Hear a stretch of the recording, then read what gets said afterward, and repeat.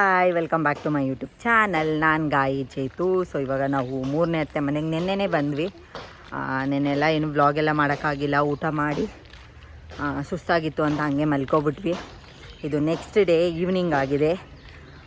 ನಮ್ಮ ಪಾಪುಗೆ ಅಲ್ಲೆಲ್ಲ ಆಟಾಡಿ ಅಭ್ಯಾಸ ಆಗಿ ಇಲ್ಲಿ ಒಬ್ಬನೇ ಅಂತಲ್ಲ, ಮಕ್ಕಳೆಲ್ಲ ಇದ್ದಾರೆ, ಬಟ್ ಮನೇಲೇ ಇರೋಕ್ಕೆ ಸ್ವಲ್ಪ ಬೋರ್ ಹೊಡಿತಿದೆ ಅಂತ ಹೇಳಿದ್ರು. ಅದಕ್ಕೆ ಸುಮ್ಮನೆ ವಾಕ್ ಕರ್ಕೊಂಡು ಹೋಗಿ ಅಲ್ಲೇನಾದ್ರು ಇದ್ದರೆ ನೋಡೋಣ ಅಂತ ಹೋಗ್ತಾ ಇದ್ದೀವಿ. ನೋಡೋಣ ಹೇಗೆ ಹೋಗುತ್ತೆ ಅಂತ. ಆ್ಯಂಡ್ ನಮ್ಮ ದೊಡ್ಡಮ್ಮ ಮನೆಗೆ ಹೋಗ್ಬೇಕು ಇವತ್ತು.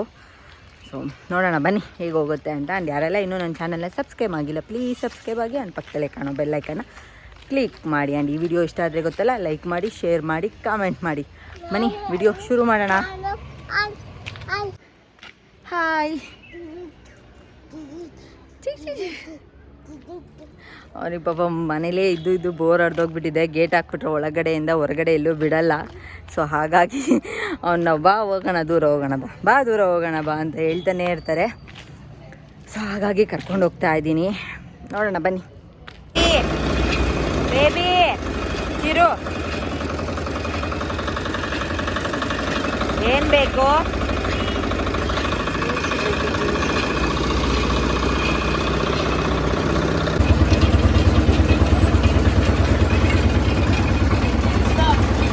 ಇಟ್ಕೊಳ್ಳಿ ಗಟ್ಟಿಯಾಗೆ.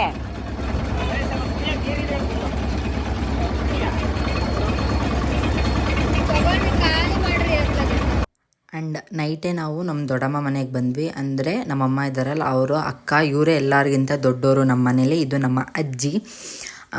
ನೈಟೇ ಬಂದಿದ್ದು. ಮತ್ತು ಇವತ್ತು ಶನಿವಾರ ಆಗಿರೋದ್ರಿಂದ ಎಲ್ಲ ಫುಲ್ಲು ವೆಜ್ಜು ಪ್ರಿಪ್ರೇಷನ್ ನಡೀತಾ ಇದೆ.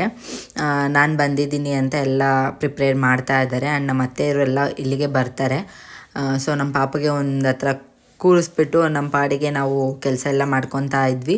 ಆ್ಯಂಡ್ ಅವರು ನಾನು ವೀಡಿಯೋ ಮಾಡ್ತೀನಿ ಅಂತ ಹೇಳ್ಬಿಟ್ಟು ನಂದು ವೀಡಿಯೋ ಮಾಡ್ತಾಯಿದ್ರು. ಸೊ ನನಗೊಂದು ಪರ್ಸ್ನಲ್ ವೀಡಿಯೋಗ್ರಾಫರ್ ಅಂತ ಒಬ್ಬರು ಸಿಕ್ಕಿದ್ದಾರೆ. ಅವರೇ ನಮ್ಮ ಪಾಪು. ತುಂಬ ಚೆನ್ನಾಗೇ ವೀಡಿಯೋ ಮಾಡ್ತಾನೆ, ನಾನು ಹೇಳ್ದಂಗೆ. ಸೊ ಎಲ್ಲ ಪ್ರಿಪ್ರೇಷನ್ ಮಾಡಿ ಇವಾಗ ಅಜ್ಜಿ ಬೋಂಡಾಗೆಲ್ಲ ಕಲಸಿ ಇಡ್ತಾ ಇದ್ರು. ಅಷ್ಟರಲ್ಲಿ ನಮ್ಮ ಅತ್ತೆದಿರೆಲ್ಲ ಬಂದರು. ಆ್ಯಂಡ್ ಮಿಕ್ಕಿದ ಏನು ಕೆಲಸಗಳಿದೆ ಅದನ್ನೆಲ್ಲ ನಮ್ಮ ಅತ್ತೆ ಮಾಡ್ತಾ ಇದ್ದಾರೆ. ಇವರು ನಮ್ಮ ಎರಡನೇ ಅತ್ತೆ, ಶ್ರೀದೇವಿ ಅತ್ತೆ ಅಂತ. ಸೊ ಇಲ್ಲಿ ಪಾಯಸ ಎಲ್ಲ ರೆಡಿ ಆಗ್ತಾ ಇದೆ. ಆ್ಯಂಡ್ ನಮ್ಮ ಅತ್ತೆ ಮಕ್ಕಳೆಲ್ಲ ಬಂದಿದ್ದಾರೆ. ಅಂದರೆ 6 ಜನ ಇದ್ದಾರೆ, ಒಬ್ಬೊಬ್ರಿಗೆ 2 ಮಕ್ಕಳು. ಸೊ ಹಾಗಾಗಿ ಎಲ್ಲ ಗಲಾಟೆ ಮಾಡ್ತಾರೆ ಅಂದ್ಬಿಟ್ಟು ಎಲ್ಲ ಅವ್ರವ್ರ ಪಾಡಿಗೆ ಫೋನ್ ಹಿಡ್ಕೊಂಡು ಆಟ ಆಡ್ಕೊಂಡು ಕೂತ್ಕೊಂಡಿದ್ರು. ನಮ್ಮ ಪಾಪನೂ ಅವ್ರ ಜೊತೆನೇ ಕೂರಿಸ್ಬಿಟ್ಟಿದ್ವಿ. ಆ್ಯಂಡ್ ಅಡುಗೆ ಎಲ್ಲ ರೆಡಿ ಆದಮೇಲೆ ನಾವು ಊಟ ಕೂಡ ಮಾಡಿದ್ವಿ. ತುಂಬ ಚೆನ್ನಾಗಿತ್ತು. ನಾನ್ ವೆಜ್ ತಿಂದು ಸಾಕಾಗೋಗ್ಬಿಟ್ಟಿತ್ತು. ಸೊ ವೆಜ್ಜು ಒಂಥರ ಸ್ಪೆಷಲ್ ಆಗಿತ್ತು. ಸೊ ಊಟ ಎಲ್ಲ ಮಾಡಿ ಸಂಜೆ ಆಗಿತ್ತು. ಇವಾಗ ನಾವು ವಾಪಸ್ ನಮ್ಮ ದೊಡ್ಡಮ್ಮವ್ರ ಮನೆಗೆ ಹೋಗ್ತಾ ಇದ್ದೀವಿ. ಆ್ಯಂಡ್ ಅವರು ಅವ್ರವ್ರ ಮನೆಗೆ ಹೋಗ್ತಾರೆ. ಸೊ ಹಾಗಾಗಿ ಇಲ್ಲಿ ವೆಯ್ಟ್ ಮಾಡ್ತಾ ಇದ್ದೀವಿ ನಾವು ಬಸ್ಸಿಗೋಸ್ಕರ. ಊರೊಳಗಡೆನೇ ಬರುತ್ತೆ ಅಂತ ಹೇಳಿದ್ರಲ್ಲ, ಸೊ ಹಾಗಾಗಿ ಬಸ್ಸಲ್ಲೇ ಹೋಗೋಣ ಅಂತ ಹೇಳ್ಬಿಟ್ಟು ವೆಯ್ಟ್ ಮಾಡ್ತಾಯಿದ್ವಿ. ಫುಲ್ ಎಲ್ಲ ಎಂಜಾಯ್ ಮಾಡ್ತಾ ಇದ್ದಾರೆ. ನಾವು ಫೋಟೋಸ್ ಎಲ್ಲ ತೊಗೊಳ್ಳೋಣ ಅಂತ ಹೇಳ್ಬಿಟ್ಟು ಸೈಲೆಂಟಾಗಿ ನಿಂತ್ಕೊಂಡಿದ್ವಿ. ಬಸ್ ಸ್ಟಾಪಲ್ಲೇ ರೋಡಲ್ಲೇ ಫುಲ್ಲು ದಾಂಧಲಿ ಮಾಡ್ತಾಯಿದ್ವಿ. ಎಷ್ಟು ಜನ ಇದ್ವಿ ನಾವು, ಒಂದು 10-12 ಜನ ಇದ್ವಿ. ಸೊ ಬಸ್ಸು ಕೂಡ ಬಂತು ಫೈನಲಾಗಿ. ಭದ್ರಾವತಿಲಿ ತುಂಬ ವರ್ಷ ಆದಮೇಲೆ ನಾನು ಬಸ್ಸಲ್ಲಿ ಓಡಾಡ್ತಾ ಇರೋದು. ಬಸ್ಸಲ್ಲಿ ಹೋಗ್ತಾ ಇದ್ದೀವಲ್ಲಮ್ಮ, ಸೂಪರ್.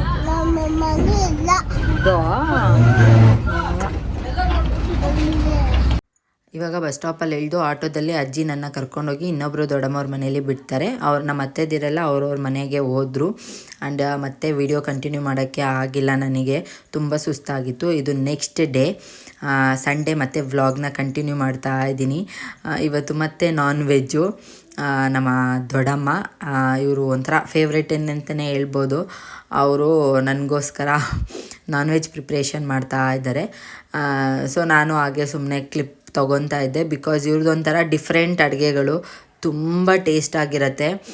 ನನ್ನ ಫಸ್ಟ್ ಪ್ರೆಗ್ನೆನ್ಸಿಲೆಲ್ಲ ಈ ಥರ ಚಾನ್ಸೇ ಸಿಕ್ಕಿದ್ದಿಲ್ಲ. ಅವರು ಬೇಜಾರು ಮಾಡ್ಕೊತಾ ಇದ್ದರು.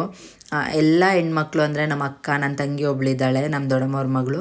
ಅವರಿಗೆಲ್ಲ ಪ್ರೆಗ್ನೆಂಟ್ ಇರ್ಬೇಕಾದ್ರೆ ಕರೆದು ಅಡುಗೆ ಎಲ್ಲ ಮಾಡಿ ಊಟಕ್ಕೆಲ್ಲ ಬಡಿಸಿದ್ದಾರೆ. ಬಟ್ ನಾನೇ ಮಿಸ್ ಆಗ್ತಿದ್ದೆ. ಬಿಕಾಸ್ ನಾನು ಬೆಂಗಳೂರಲ್ಲಿರೋದ್ರಿಂದ, ಅವ್ರು ಭದ್ರಾವತಿಯಲ್ಲಿರೋದ್ರಿಂದ ಸೊ ಈ ಸಲ ತುಂಬ ಸಲ ಕೇಳ್ತಾನೇ ಇದ್ದರು. ಸೊ ಹಾಗಾಗಿ ಹೋಗಿದ್ದು. ಆ್ಯಂಡ್ ಅದು ಕೂಡ ನೆರವೇರ್ತು ನಮಗೂ. ಹೇಗೆ ಮಾಡ್ತಾರೆ ಅನ್ನೋದೆಲ್ಲ ಎಕ್ಸ್ಪ್ಲೇನ್ ಮಾಡಲ್ಲ, ಬಿಕಾಸ್ ನೋಡಿ ನಾನು ಸುಮ್ಮನೆ ಕ್ಲಿಪ್ಪಿಂಗ್ ಅಲ್ಲಲ್ಲಿ ಕ್ಲಿಪ್ಪಿಂಗ್ ತೊಗೊಂಡೆ. ಆ್ಯಂಡ್ ಇವ್ರದ್ದು ಫುಲ್ಲು ಎಲ್ಲ ಓನು ಮಸಾಲೆಗಳೇ, ಮನೇಲೇ ಎಲ್ಲ ಮಾಡೋದು, ಅವರೇ ಮಾಡಿ ಎಲ್ಲ ಸಪ್ರೇಟಾಗೇ ಅವರೇ ಗ್ರೈಂಡ್ ಮಾಡ್ತಾರೆ. ಸೊ ಹಾಗಾಗಿ ತುಂಬ ಚೆನ್ನಾಗಿರುತ್ತೆ. ಇವಾಗ ಇವ್ರು ಏನು ಪ್ರಿಪೇರ್ ಮಾಡ್ತಿದ್ದಾರೆ ಅಂದರೆ ಕೈಮಾ ಬಾಲ್ಸ್ ಬರುತ್ತಲ್ಲ ಅದನ್ನು ಪ್ರಿಪೇರ್ ಮಾಡ್ತಾಯಿದ್ದಾರೆ. ಅಕ್ಕಿ ರೊಟ್ಟೆ ಜೊತೆ ಒಳ್ಳೆ ಕಾಂಬಿನೇಷನ್ ಅಂತಲೇ ಹೇಳ್ಬೋದು. ಸೊ ಈ ಥರ ಮಸಾಲೆ ಎಲ್ಲ ಎಷ್ಟೆಷ್ಟು ಬೇಕೋ ಅಷ್ಟಷ್ಟನ್ನೆಲ್ಲ ಅವರೇ ತೊಗೊಂಡು ಸಪ್ರೇಟಾಗೆಲ್ಲ ಗ್ರೈಂಡ್ ಮಾಡ್ಕೊತಾರೆ. ಆ್ಯಂಡ್ ಕಾಯಿ ಮತ್ತು ಕೊತ್ತಂಬರಿ ಸೊಪ್ಪು ಆ ಥರ ಎಲ್ಲನೂ ಸಪ್ರೇಟಾಗೇ ಗ್ರೈಂಡ್ ಮಾಡ್ಕೊತಾರೆ. ತುಂಬ ಚೆನ್ನಾಗಿರುತ್ತೆ ಟೇಸ್ಟು. ಹೇಗೆ ಮಾಡಿದ್ರು ಅನ್ನೋದು ನೋಡಿ ನೀವೇ. ಆ್ಯಂಡ್ ಇವಾಗ ಇಲ್ಲಿ ಮಸಾಲೆ ಎಲ್ಲ ನಾನು ಕೂಡ ಹೆಲ್ಪ್ ಮಾಡ್ತಾಯಿದ್ದೀನಿ ಗ್ರೈಂಡ್ ಮಾಡೋಕ್ಕೆ. ಇನ್ನೊಂದು ಕಡೆ ಅದು ಕಡಲೆ ಹಿಟ್ಟೆಲ್ಲ ಹಾಕ್ತಾರಲ್ಲ ಅದಕ್ಕೇ ಅವರು ಸ್ವಲ್ಪ ಎಕ್ಸ್ಟ್ರಾ ಮಸಾಲೆಸ್ ಎಲ್ಲ ಹಾಕ್ತಾರೆ. ಉರಿಗಡಲೆ ಹಾಕ್ತಾರೆ ಕೈಮಾ ಬಾಲ್ಸಿಗೆ, ಅದೆಲ್ಲ ಬ್ರೇಕ್ ಆಗಬಾರ್ದು ಅಂತ ಹಾಕ್ತಾರಂತೆ. ನನಗೂ ಗೊತ್ತಿಲ್ಲ, ಬಿಕಾಸ್ ನಾನು ಮಾಡೋದೇ ಇಲ್ಲ, ನನಗೆ ಮಾಡೋಕ್ಕೂ ಬರಲ್ಲ. ಒಂದ್ಸಲ ಟ್ರೈ ಮಾಡೋಕ್ಕೆ ಹೋಗಿ ಅದು ಫುಲ್ ಎಲ್ಲ ಕೈಮಾ ಬಾಲ್ಸ್ ಹೋಗಿ ಫುಲ್ ಗೊಜ್ಜಾಗಿ ಹೋಗ್ಬಿಟ್ಟಿತ್ತು. ಸೊ ಹಾಗಾಗಿ ನಾನು ಅದನ್ನೆಲ್ಲ ಟ್ರೈ ಮಾಡಲ್ಲ. ಇವರು ಮನೆಗೆಲ್ಲ ಬಂದಾಗ ಮಾಡಿಕೊಡ್ತಾರೆ, ಚೆನ್ನಾಗಿ ತಿನ್ನೋದಷ್ಟೇ ನಮ್ಮ ಕೆಲಸ. ಸೊ ಇವಾಗ ಕಡಲೆ ಹಿಟ್ಟೆಲ್ಲ ಗ್ರೈಂಡ್ ಮಾಡ್ಕೊತಾ ಇದ್ದಾರೆ. ಇದನ್ನು ಗ್ರೈಂಡ್ ಮಾಡಿ ಒಂದು ಸಪ್ರೇಟಾಗಿ ಎತ್ತಿಕ್ಬಿಡ್ತಾರೆ. ಇದನ್ನು ಆಮೇಲೆ ಕೈಮಾ ಉಂಡೆ ಇರುತ್ತಲ್ಲ ಅದ್ರ ಜೊತೆಗೆ ಕಲಿಸ್ಕೊಳ್ಳೋಕ್ಕೆ ಎತ್ತಿಕ್ತಾರೆ.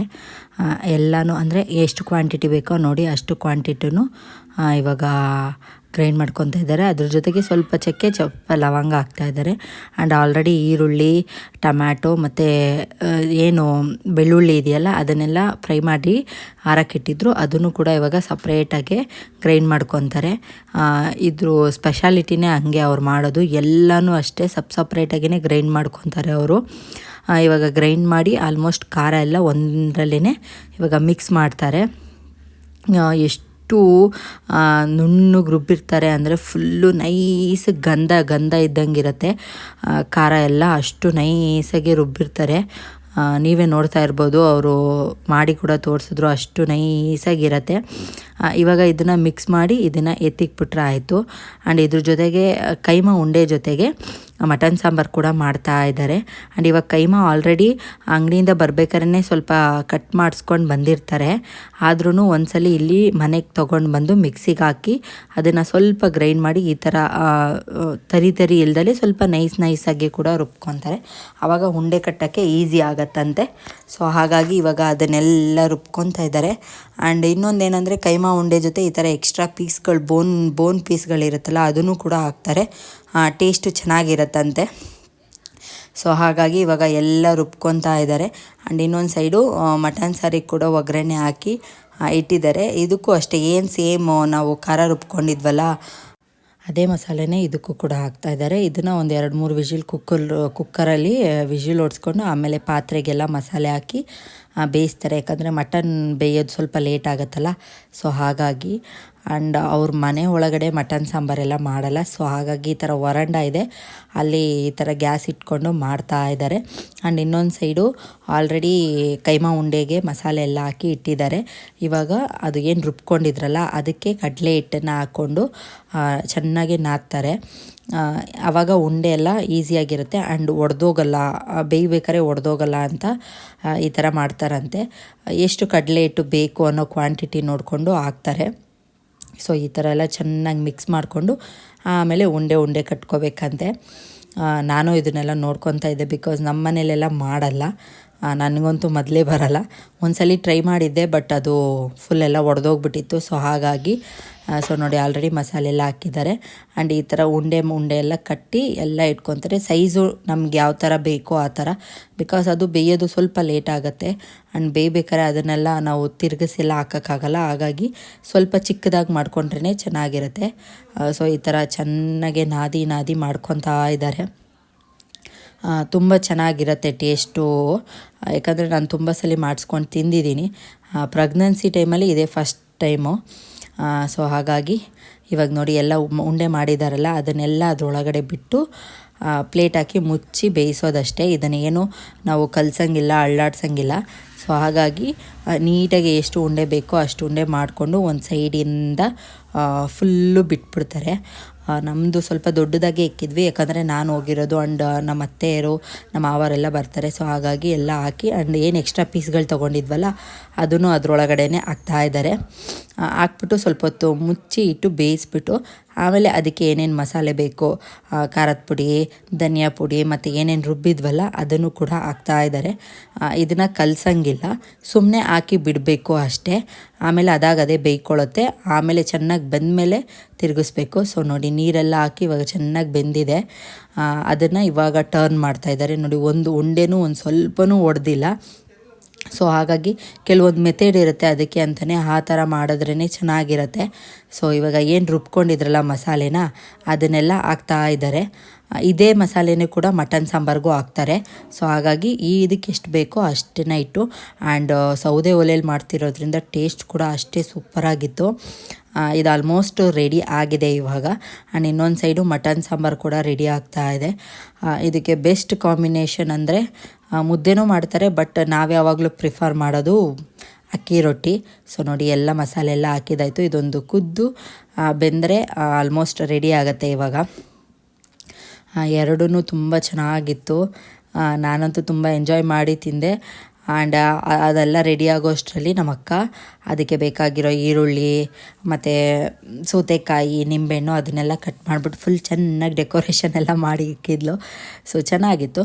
ಅಷ್ಟೊತ್ತಿಗೆ ನಮ್ಮ ದೊಡ್ಡಮ್ಮ ಕೂಡ ಅಕ್ಕಿ ರೊಟ್ಟಿ ತಟ್ಟಕ್ಕೆ ಸ್ಟಾರ್ಟ್ ಮಾಡಿದ್ರು. ಸೊ ಎಷ್ಟು ನೀಟಾಗಿ ತರ್ತಾರೆ. ಬಟ್ ನನಗೆ ಈ ಥರ ಪ್ಲೇನ್ ರೊಟ್ಟಿ ಮಾಡೋಕ್ಕೆ ಬರಲ್ಲ. ಮಸಾಲೆ ರೊಟ್ಟಿ ಆದರೆ ಮಾಡ್ಕೊತೀನಿ. ಸೊ ಹಾಗಾಗಿ ಅವ್ರ ಮನೆಗೆ ಹೋದಾಗೆಲ್ಲ ಪ್ಲೇನ್ ರೊಟ್ಟಿ ಮಾಡಿಸ್ಕೊಂಡು ತಿಂತೀನಿ. ಸೊ ಈ ಥರ ಇತ್ತು ನಮ್ಮ ಸಂಡೇ. ಫುಲ್ ಎಂಜಾಯ್ ಮಾಡಿದ್ವಿ ನಾವಂತೂ. ಆ್ಯಂಡ್ ನಾನಂತೂ ತುಂಬ ಖುಷಿಯಾಗಿ ಫುಲ್ ಎಂಜಾಯ್ ಮಾಡ್ತಾಯಿದ್ದೆ ಎಲ್ಲನೂ. ಒಳ್ಳೆ ಫುಡ್ಡು ಅಂತಲೇ ಹೇಳ್ಬೋದು. ಎಲ್ಲರ ಮನೇಲೂ ನಾನ್ ವೆಜ್ಜು ತಿಂದು ಬೋರ್ ಆಗಿಬಿಟ್ಟಿತ್ತು. ಸೊ ಅಷ್ಟು ನಾನ್ ವೆಜ್ಜು ಈ ಸಲ ಮಾಡಿಸ್ಕೊಂಡು ಅಂದಿದ್ದು ಎಲ್ಲ ಮಾಡಿ ಹಾಕಿದ್ದಾರೆ. ಸೊ ಚೆನ್ನಾಗಿ ತಿಂದ್ವಿ. ನೀವು ನೋಡಿದ್ರಲ್ಲ ಹೇಗಿತ್ತು ನಮ್ಮ ಭದ್ರಾವತಿಯಲ್ಲಿ ನನ್ನ ವ್ಲಾಗ್ ಅಂತ. ಆ್ಯಂಡ್ ಈ ವಿಡಿಯೋನ ಇಲ್ಲಿಗೆ ಎಂಡ್ ಮಾಡ್ತೀನಿ. ಮತ್ತೆ ಹೊಸ ವಿಡಿಯೋದಲ್ಲಿ ಸಿಗ್ತೀನಿ. ಟೇಕ್ ಕೇರ್, ಬಾಯ್. ಟೇಸ್ಟು ಕೂಡ ಅಷ್ಟೇ ತುಂಬ ಚೆನ್ನಾಗಿತ್ತು. ನೋಡಿ ಫುಲ್ ಮೀಲ್ಸು ಅಂತಲೇ ಹೇಳ್ಬೋದು. ಸೊ ನಿಮಗೂ ಇಷ್ಟ ಆಗಿದೆ ಅಂತ ಅಂದ್ಕೊತೀನಿ.